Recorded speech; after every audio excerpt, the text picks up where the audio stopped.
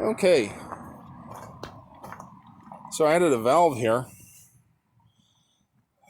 Before it was draining too fast for my taste, and I think that this probably just doesn't even really matter because all the smart people in the forums say that, well, as long as you're changing out the volume of the tank that the fish live in at least once an hour, that it doesn't really matter how fast it takes the bed to flood or drain. But at the same time, it felt to me like it was just too often. It was filling in about a minute, and of course it drained in about 35 seconds, which no matter what I do with the valve, that's going to stay the same. But so the fish had this pouring water aeration stressful event for 35 seconds and then a minute break between each one of those. And it seemed to me like, I don't know, I'm not a fish psychologist, but it seemed like I'd like to have a bit longer break than a minute. So put this valve in here and reduce the flow rate down to where it takes about 6 minutes to fill.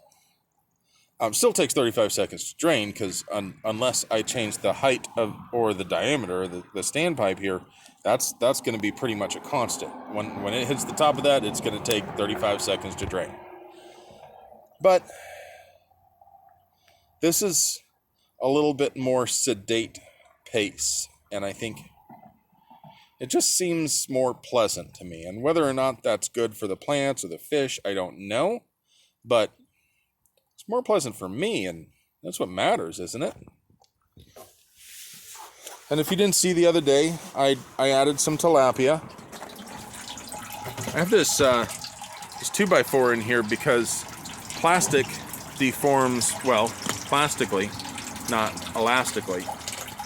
You can see here it's starting to dribble, which means that the water level's just getting up to the level of the standpipe. You'll see that the rate of flow is going to increase until the point where the suction starts, and then it'll shoot out of that pipe against the wall there, provide lots of aeration, and of course when it starts to get hot here in a couple of months, that's going to matter a lot to help with the evaporative cooling, because I mean, it would take an enormous amount of electricity, there it goes, take an enormous amount of electricity to actively cool this water. But from what all the experts have told me, the evaporation is enough to keep this water temperature to a level that fish can tolerate, that fish can survive in.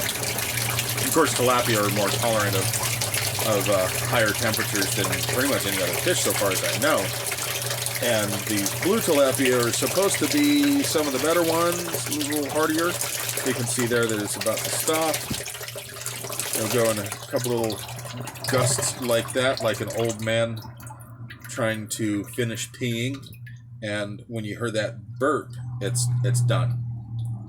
That's it for the next 6 minutes.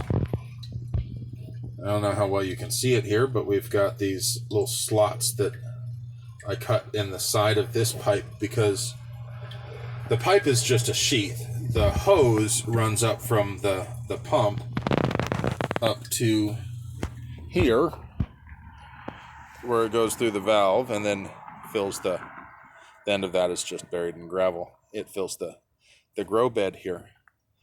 But this hose has a big huge gash cut in it down here below the water level to redirect some of the flow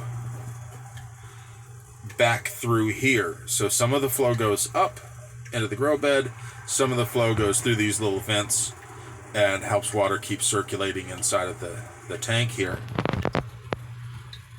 You can see up top, this isn't actually connected to anything. If there were enough water pressure, it could come up, overflow out the outside of this, but there isn't enough water pressure to do that. You can see those goldfish are getting to be monsters.